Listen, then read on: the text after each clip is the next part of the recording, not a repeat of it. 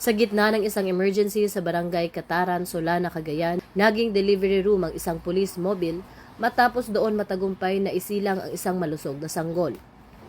Habang nagsasagawa ng patrol sina Police Corporal Avelino Bangaya at Patrolman Carl Nixon Maborang, hiningi ng isang barangay health worker ang kanilang tulong dahil hindi pa dumarating ang ambulansya para sa isang buntis na nakaranas na ng matinding labor pains.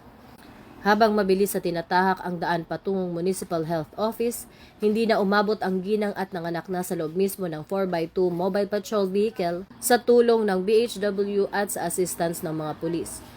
Piniro ito ni PNP Chief Police General Jose Melencio Nartates Jr.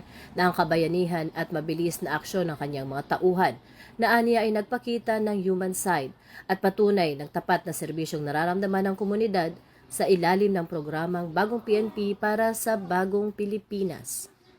Mula rito sa tanggapan ng tagapag-ugnay ng Pambansang Pulisya, ako ang inyong alagad ng batas, tagataguyod ng Balitang Pulis, Patrolwoman Sari Bernales. Nagbabalita para sa Police News Express. At ito ang Bagong PNP para sa Bagong Pilipinas. Serbisyong mabilis, tapat at nararamdaman.